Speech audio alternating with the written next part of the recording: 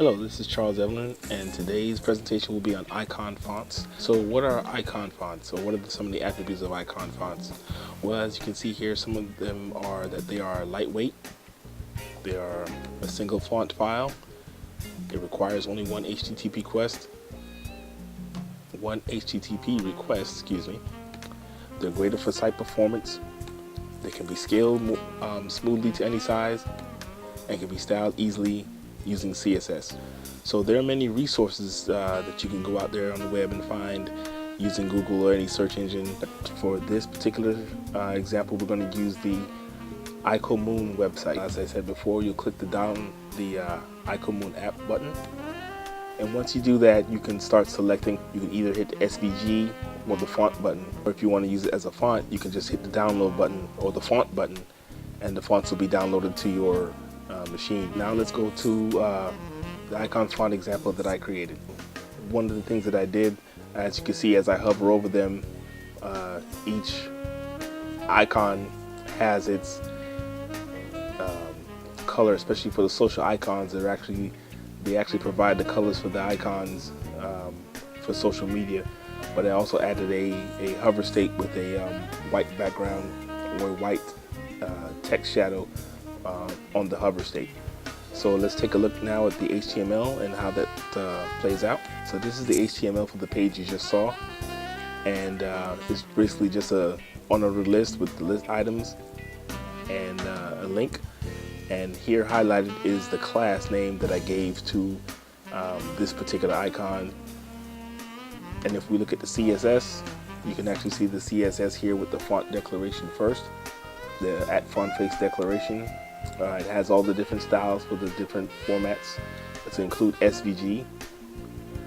And there are two class attributes here, and they both allow for readability. And looking further down the page, there's the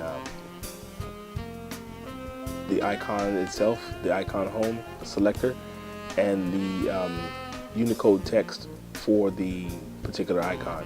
What I did here was, in my own page, they give you a style.css folder with, this is just the basic style that you get from Icomoon.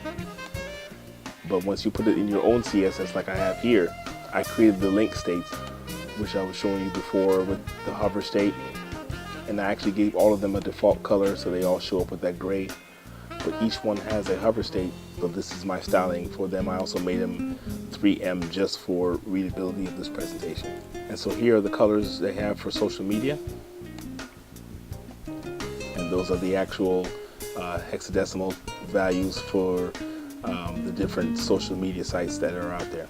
So for accessibility,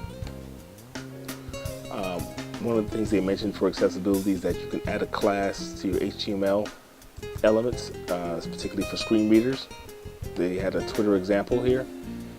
In your CSS, you can just create a class for it and use absolute positioning to, with negative values, to position it off the screen, so your sighted readers or your sighted visitors are able to see the icon, and your screen readers are able to read the actual text. And so icons currently have support over these various systems: Firefox, Chrome, Opera, Safari, Internet Explorer, and so on, and Windows Phone 8. Note that they do not currently have support for Windows Phone 7.